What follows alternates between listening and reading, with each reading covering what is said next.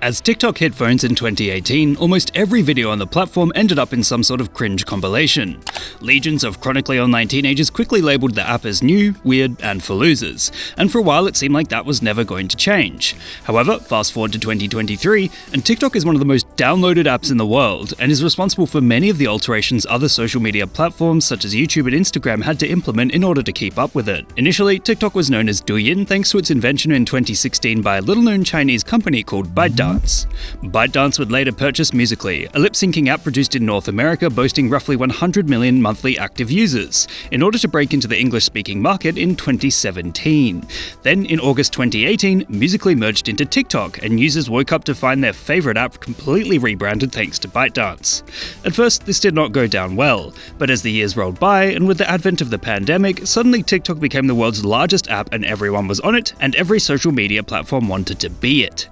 Of course, this sudden popularity rang alarm bells in the ears of many vested interests. After all, what happens online can affect the political stance of a country offline, and as such, a billion-strong social media platform is not easily overlooked. Given the fact that TikTok is used primarily by almost every single teenager in the world, as well as a fair chunk of older demographics, it's quite clear the initial repulsion expressed toward the app is no longer felt on a mass scale. During its early years, critical comments about TikTokers ran rife, such as this example from Quora roughly 4 years ago. TikTok is cringy because it is a bunch of people who have literally nothing better to do with their lives. They sit around and think to themselves, let's make this 15-second video of me lip-syncing to this weird skit.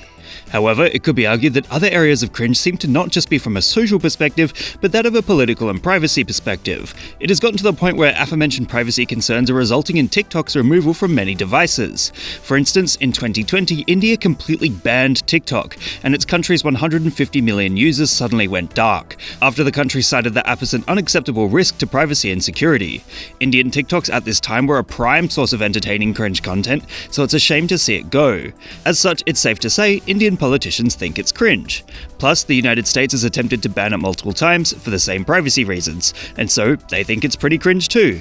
Even Australian politicians are required to remove it completely from their phones, thus jumping in at the opportunity to label TikTok as cringe. This is because ByteDance or TikTok employees are reportedly able to retrieve usernames, as well as the first and last names of friends and acquaintances, the region where they live, and how they share TikTok content with phone contacts and users across other social platforms.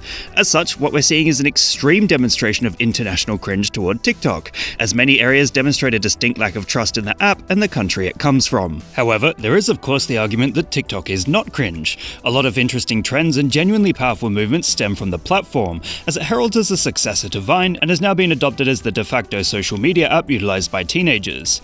It currently reflects the somewhat higher quality content the Chinese version known as Douyin pumped out before TikTok first released in the West, which made the simple 15-second lip-sync videos of North Americans look shamefully boring in 2018.